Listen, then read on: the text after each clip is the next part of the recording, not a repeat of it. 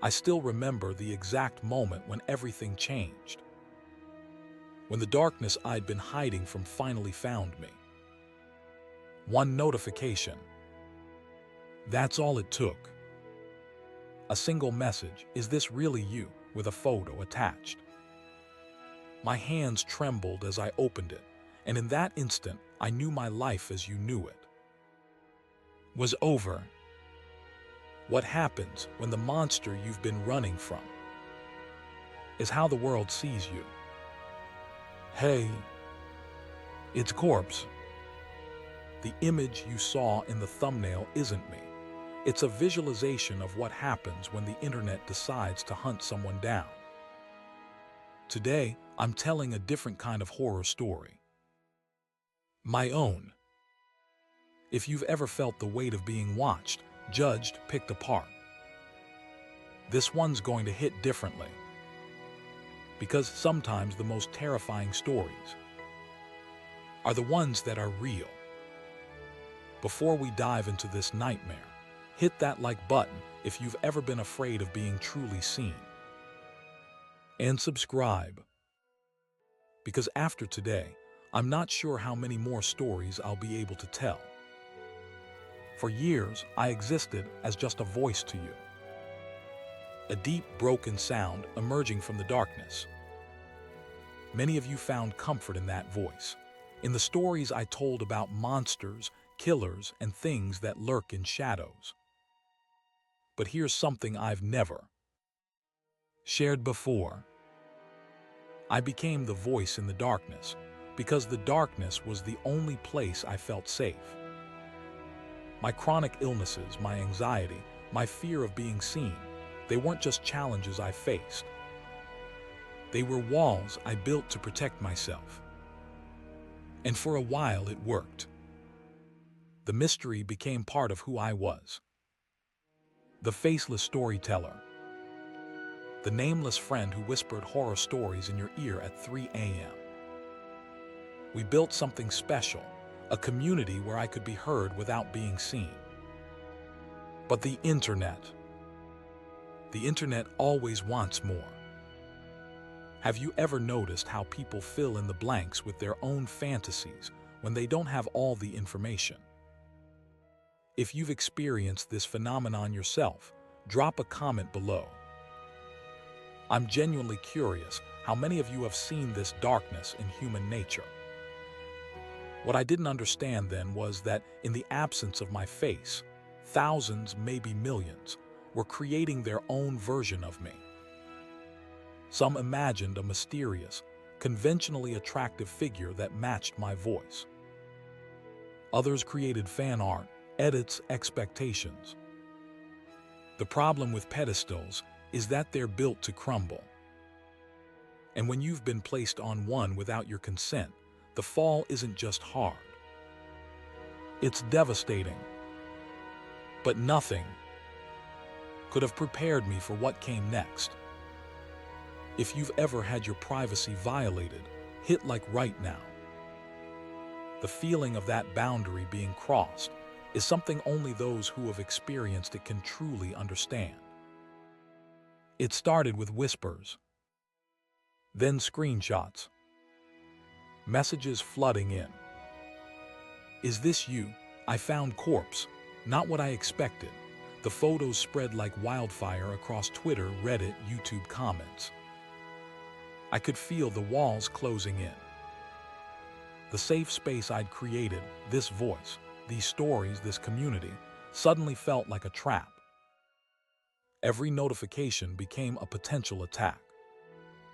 The thing about doxing and privacy violations is that they steal something more valuable than information. They steal your sense of control, your agency, the right to choose when and how you're seen.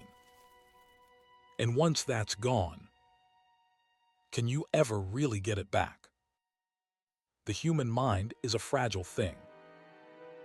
Mine already battled chronic illnesses, anxiety, fibromyalgia, demons I'd mentioned but never fully explained. Now add the weight of thousands of strangers dissecting your appearance, creating hashtags, turning your face into memes. Put the mask back on, not what I expected. This is corpse. Really? The comments came in waves. Some defended. Others attacked. But they all shared one thing in common. They were talking about me as if I wasn't a real person. As if I was a character they owned. A brand they had invested in rather than a human being. I once said in an interview, I'm still a person at the end of the day, but the internet doesn't always remember that. When you've been reduced to a voice, a mystery, an idea, your humanity becomes optional to the audience. And that's when I realized the true horror wasn't in being seen. It was in being seen, and then rejected for not meeting an impossible standard I never agreed to in the first place. November 2021. My last video. Not with a bang, but with silence. No announcements. No goodbyes. Just absence. The most terrifying part. How easy it was to vanish. How quickly the algorithm forgets you. How fast the world moves on while you're still processing the trauma. Some of you noticed. You left comments, sent messages, asked where I'd gone. But most just found new voices, new stories, new mysteries to solve. The internet's attention is a fleeting thing, both a blessing and a curse when you're on the receiving end of its spotlight. I retreated to music, to private spaces, to platforms where I could control the narrative. But the damage was done. The safe space was compromised. The voice in the darkness had been exposed to a light it wasn't ready for. Here's the question that haunts me now. In a world that demands to see everything, is there still room for mystery? For privacy? For choosing how and when you share yourself with the world? The face reveal didn't just change how others saw me. It changed how I saw myself. How I understood my place in this digital landscape we've all found ourselves trapped in. And sometimes, late at night, I still feel it. The eyes watching. The judgments forming. The comments typing. A different kind of entity following me, not a supernatural monster from my stories, but something far more real and inescapable, the collective gaze of the internet. I don't know if I'll ever fully return to the person I was before. The faceless voice telling you stories in the dark. But I do know this, somewhere in the shadows between being seen and being known lies a truth about human connection I'm still trying to understand. So I'll leave you with this. What face do you show the world? And what face do you hide? Let me know in the comments. Because I'm beginning to suspect. We're all wearing masks of some kind. Until next time.